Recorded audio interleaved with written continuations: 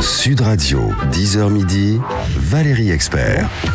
Avec vous jusqu'à 11h avec Philippe Risoli. Bonjour Philippe. Bonjour Valérie. Merci d'être avec nous ce matin. Je suis ravi. Nous aussi, on est ravis de vous recevoir. Est-ce qu'on va citer toutes les émissions que vous avez faites ? Je pense qu'on n'aurait pas assez sinon je vous laisse une petite note. Star Quiz, Direct, Géopardy, vous avez co-animé Interville, Le Milliardaire, Le Millionnaire. Oui, mais Valérie, elle est comme ça, elle compte pas. Le Millionnaire, Le Juste Prix. Mais surtout des prime time, succès fou. Puis quand vous étiez tous les trois avec... ça c'était succès fou, Patrick Roy, Christian Morin. Ça c'était super. J'adorais cette émission qu'on écrivait. Ça vous manque ou pas la télé ? Ça me manque oui et non, c'est-à-dire que c'est un métier qu'on fait par passion, donc on ne peut pas dire à un moment donné rideau sans que ça vous manque un petit peu. Maintenant j'ai changé de carrière, je suis actuellement comédien et ça me satisfait complètement. Je ne fais pas comédien parce que je n'ai pas de télévision, je fais comédien parce que j'aime ça et parce que j'ai le temps de le faire, alors qu'à l'époque de la télévision, je n'avais pas le temps de faire autre chose que la télé, éventuellement de la radio. Mais quand ça s'est arrêté, la télé, vous vous êtes dit quoi ? C'est-à-dire que là, on me passe toujours une émission qui pourtant a bien fonctionné, qui est la reprise de l'école des fans sur Gulli. Donc c'est pas si vieux que ça. Ça a fonctionné jusqu'en 2012. Ouais. Alors en fait, la télé ne s'est jamais arrêtée pour moi. Je n'ai plus eu de proposition, mais ça ne veut pas dire qu'en quittant le studio, je peux très bien recevoir un coup de téléphone. C'est ça. Tant que je n'ai pas dit moi, je ne ferai plus de télévision, ce qui pour l'instant n'est pas le cas. En tous les cas, j'en ferai certainement plus dans le registre qui était le mien. Je ne pense pas, mais je pourrais très bien revenir dans une série, par exemple. Comme comédien. Comme comédien. Ou sinon, comme animateur, ce qui m'intéresserait, c'est soit participer à une émission participer ou la mener. Une émission de radio. Une émission de radio qui me permettrait d'aborder différents sujets, que ce soit tous ceux que j'aime, c'est-à-dire le théâtre, le cinéma, le sport, la politique, ce qui fait la vie, ce qui fait le quotidien, ça m'intéresserait.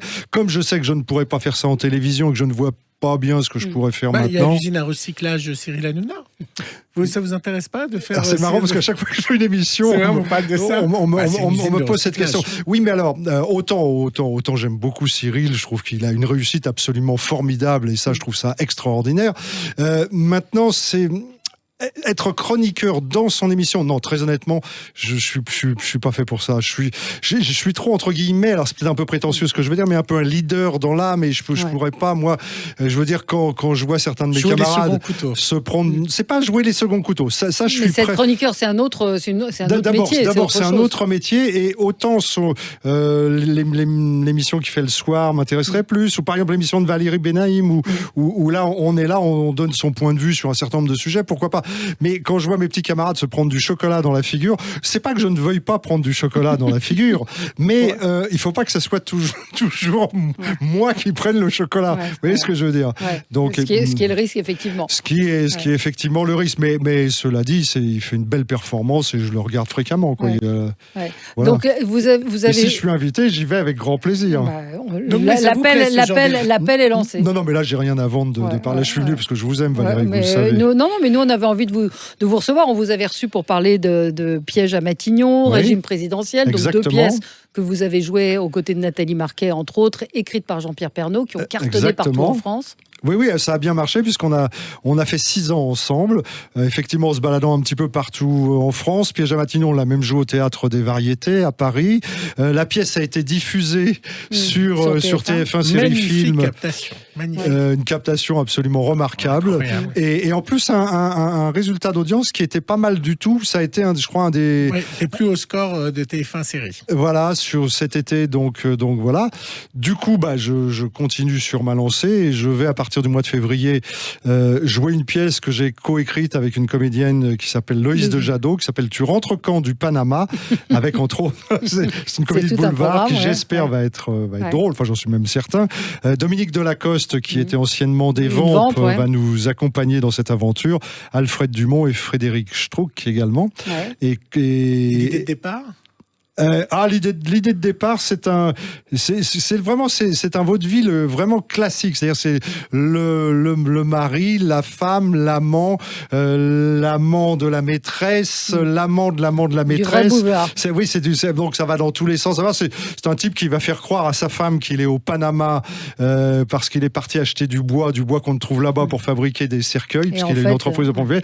Et en fait, il est dans un petit loft avec sa maîtresse. Sauf que la situation va évidemment se compliquer, et c'est un petit peu c'est un type qui va s'enfoncer dans le mensonge pour essayer de faire croire que ce qu'on voit n'est pas ce qu'il faut penser, quoi. Mais je crois que ça fonctionne bien. Ouais, et après Dominique Delacoste, elle a un tempérament quand même, hein. Et c'est elle qui joue ma femme, justement, qui va me mener à la baguette, qui vous cherche. Voilà. Comment ça s'est passé, le passage à comédien? Parce que vous avez chanté, moi j'avais adoré votre album. Mais j'en ai fait deux des albums, mais je continue. Alors là, je travaille comme un malade la guitare. Vous me demandiez ce que je fais en ce moment, parce qu'en attendant le mois de février, d'abord, tu sais, quand vous avez joué 6 ans d'affilée, c'est bien de faire un tout petit break. Une petite pause, non, mais la question est... Sur Facebook, des petites vacances très très loin. Ah oui, parce que ça, je suis un fou de voyage, j'adore les voyages, donc Mais la question, c'est comment s'est passée la bascule d'animateur de télévision à comédien? Depuis un certain temps déjà, on me proposait moi, j'ai toujours aimé faire de la scène, même en tant qu'animateur. Il m'arrive encore de faire des présentations. J'ai un petit côté, je pense, un peu showman en moi, qui fait que j'aime bien m'exprimer sur scène.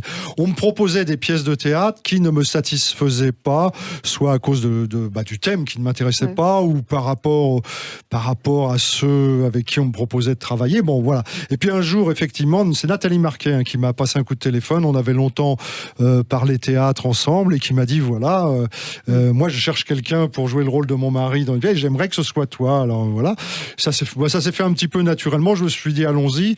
Alors j'ai commencé. On a commencé un beau matin de 2013, et ça s'est poursuivi jusqu'en 2018, puisqu'on a enchaîné sur la Régime présidentiel. Alors, on a terminé ensemble là, parce que je pense que c'était bien de faire un petit break. Il y a un moment, on peut pas jouer tout le temps avec les mêmes personnes. Mais en revanche, je pense qu'on se retrouvera un de ces 4 matins, parce qu'on a pris beaucoup de plaisir.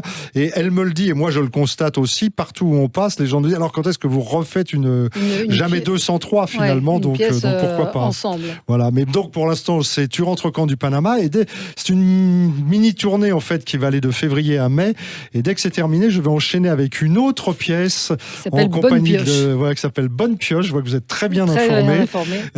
C'est une pièce de Bruno Druard et Patrick Angonin, et c'est avec Elisa Servier qui jouait dans Les Filles d'à côté. Voilà, qui joue dans plein de choses. Elisa Servier dans beaucoup de sitcoms. Voilà, il y a également Jean-Philippe Azéma qui va jouer avec nous, et puis une comédienne absolument remarquable qui s'appelle Claudine Barjol. Voilà. Donc voilà, donc là je suis au niveau théâtre, je suis jusqu'à 2021. Voilà. Quel regard vous portez sur la télé aujourd'hui? Qu'est-ce que vous regardez, vous, à la télé? Je regarde à peu près tout, parce que je suis le bouquin que j'écris, qui n'est pas axé sur la télé d'ailleurs. Pour l'instant, je parle pas en télévision, mais de temps en temps, je fais quand même des clins d'œil. Et je dis que moi, à l'époque où j'ai commencé à regarder la télé, il m'arrivait parfois de l'allumer alors qu'il n'y avait pas encore de programme, et de rester devant la mire pendant 10 minutes, tellement j'avais ça dans le sang.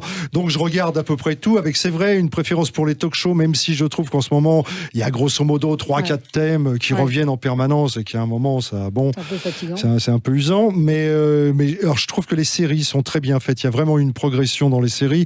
Avant, je ne regardais quasiment que les séries américaines, à part les petits feuilletons de mon enfance. Mais par exemple, sur la 3 notamment, il y a de très très belles séries, fiction, les Meurtres, etc. C'est plutôt bien fichu. C'était quand la première fois qu'on vous a vu à la télé? C'était le 10 février 1986, dans un...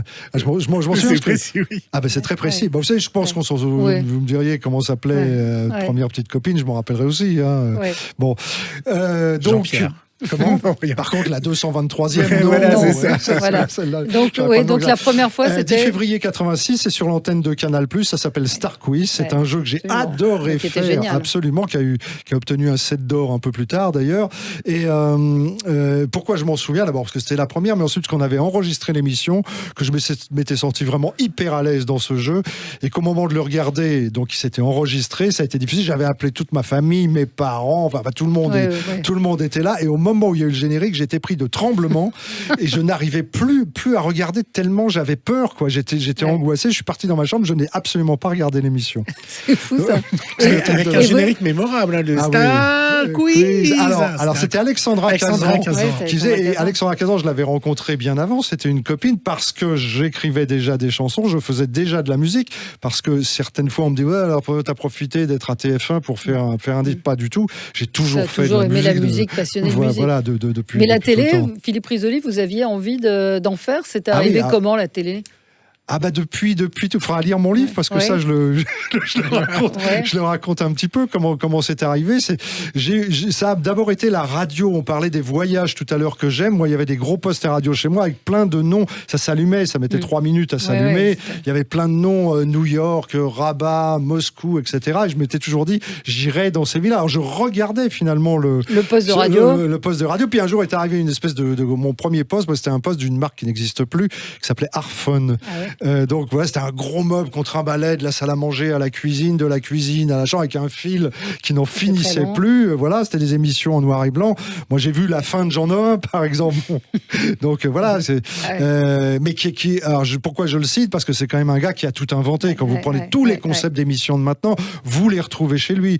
Et puis après, j'ai commencé à suivre. Je peux vous citer tous les comédiens de cette époque-là, tous les présentateurs, etc. Ouais, donc c'était une évidence. C'est une évidence. Et je raconte qu'après j'ai fait des études longues, parce que je suis allé jusqu'en doctorat en droit. J'ai fait l'Institut d'études judiciaires dont je suis diplômé. J'ai fait un DEA un master 2 de propriété littéraire, artistique, industrielle. Et j'aurais dû. Tout ça pour faire le juste prix. Oui, mais je ne le regrette pas en fait. Non. Je ne le regrette pas parce que d'abord je n'ai pas fait que le juste prix, comme on le rappelait tout à l'heure. Mais en plus, je ne renie pas du tout le juste prix. Donc voilà, j'avais ça dans le sang, je l'ai toujours, mais encore une fois, je crois que ce que j'aime, c'est le contact avec le public, c'est la scène, j'ai fait ça par plaisir de ce métier, non pas du tout pour être reconnu. Ça ne me gêne absolument pas d'être reconnu. Et aujourd'hui, dans la rue, on vous reconnaît, on vous parle. Qu'est-ce qu'on vous dit? Je suis, un peu moins. Parce que vous n'avez pas changé. Mais qu'est-ce qu'on vous dit dans la rue aujourd'hui? Mais ça c'est le problème. Ce qu'on me dit, c'est on aimerait vraiment vous revoir, on a envie de voir, etc. Mais ça ne veut. Je me rappelle une fois, j'en discutais avec Étienne Moujotte, ça ne veut strictement rien dire. Les mêmes qui ont envie de vous revoir dans la rue vont pas forcément vous regarder quand vous êtes à la télévision. Alors vous me disiez cette histoire de télévision. Non, la seule chose qui me gêne un peu, c'est que d'abord de ne pas avoir décidé moi-même de dire je ne fais plus de télévision. Ensuite qu'on m'ait arrêté. Alors une première fois à un moment où ça marchait vraiment bien. C'était quand? C'était la fin du Juste Prix en fin 2001-2002. Même si après en 2002 j'ai refait une émission de variété qui s'appelait Les Copains d'Accord, mais sur une toute petite chaîne du câble. Mais que j'ai aimé faire par contre. Donc ça a été un petit peu un arrêt arbitraire, mais je ne vais pas revenir là-dessus 50 fois, c'est du passé, c'est comme ça. Après donc je suis revenu sur Gulli, à nouveau ça a marché avec un concept qui était tellement fort et tellement Jacques Martin que tout le monde me disait tu devrais pas faire ça, tu vas te casser la gueule. Et en fait ça a marché entre 2009 et 2012. Et là encore ça a été arrêté, mais simplement parce qu'il y a eu un changement de direction. Donc c'est à chaque fois des choses qui n'ont strictement rien à voir avec moi. Alors je me pose pas en victime. Ça fait partie du métier, c'est comme ça. Puis vous me voyez, là, j'ai l'air plutôt épanoui. Enfin, mais on est meurtri quand même quand ça s'arrête. Oui. Non, mais quand ça s'arrête, c'est difficile. Parce que vous travaillez en équipe, vous travaillez avec pas mal de... L'émission qui m'a... Le Juste Prix, c'était programmé. Et moi, je souhaitais faire un break. Et de toute façon, il faut bien se remettre dans le contexte de l'époque. C'est l'arrivée de l'euro. Et quand on est en 2001-2002, très honnêtement, le public n'avait pas assimilé l'euro. Donc, comme c'était un jeu qui était axé sur les prix, ça devenait impossible. Et quand France 2 a voulu faire le Juste Euro, juste après qu'on m'avait proposé d'ailleurs, mais que j'ai refusé, ça, j'avais pas envie d'aller faire, à mon avis, en moins bien ce que ce qui était sur TF1. Ce qui était sur TF1. Mais donc ça, il fallait l'arrêter. Non, j'avais été un peu plus meurtri. Alors c'est amusant, c'était au moment de l'émission Millionnaire, parce que là, ça a été arrêté d'un coup. Puis encore une fois, là, de façon, il y avait une mésentente entre deux directions, et nous, on payait un petit peu les pots cassés. D'où ma chanson Les Bananas. Les Bananas. Qui ne parle absolument pas ni de bananes ni de pommes de terre. Mais c'était un peu ce que si vous lisez le texte de cette chanson, ils sont cuitas les bananas. Vous avez mon état d'esprit à ce moment-là. Et comme tout est un éternel recommencement, vous avez vu la grosse signature de TF1 avec une société américaine. Je ne sais pas si vous avez vu ça. J'ai vu avec la roue. Avec la roue, qui s'appelle Spin, tourner la roue. Spin, qui va arriver, qui est la roue du millionnaire. Bien sûr. De toute façon, le millionnaire était un jeu américain, mais qui n'existait qu'en Californie, qui s'appelait The Big Spin. Ah, je savais pas. Voilà, ça s'appelait The Big Spin. Et moi, j'ai transformé le concept, puisqu'au départ, c'était des petites pastilles de 2 minutes. On me les a proposées, je les ai refusées dans un premier temps, parce que je voulais pas simplement me contenter de dire, bon, vous avez gagné 1 million. C'était 2 minutes, un peu comme dure le loto actuellement. Quoi. Ça, faire ça, par exemple, revenir faire ça, je ne le fais pas. Non, vous voyez, ça, pas. non, ça m'intéresse pas du tout. Pour moi, la télévision, c'est... Et quand je vois certains de mes collègues qui font ça, alors que ce sont, je le mets entre guillemets, mais pour certains des stars, ça me chagrine un peu, quoi. Un nom de Jean-Pierre Foucault, je sais pas, mais non, mais je pense que quand on a du talent, ce qui est le cas de certaines personnes comme ça, c'est dommage de faire ça, quoi. Mais ça paye l'essence. Oui, bien, ça la paye bien, même, je pense. Mais vous comprenez et vous ne le ressentez pas, ce manque de la télé, le manque de l'image. Il y a beaucoup d'animateurs qui aujourd'hui ne sont plus à la télévision et qui en crèvent et qui seraient prêts justement à faire n'importe quoi. Non, j'en crèverais pas parce que j'ai la chance d'avoir plusieurs cordes à mon arc. Vous me parliez de musique, je continue à en faire. Je travaille la guitare comme un malade. J'ai mon coach qui vient chez moi. Je vais refaire des petits concerts parce que là, je veux dire quand les gens prennent le temps d'écouter ce que j'ai fait musicalement, tout le monde dit c'est dommage qu'on les connaisse pas ces chansons. Mais quand je viens parler musique dans une émission, très vite on me remet sur les rails du juste prix. donc c'est difficile, mais peu importe. Je vais me faire un petit groupe et puis je vais bien m'éclater avec ça. Mais effectivement, est-ce que la télé me manque ? Oui, dans un certain sens, parce que j'ai ça dans le sang. De là, comme vous dites, à en crever. Non, mais la télé d'aujourd'hui...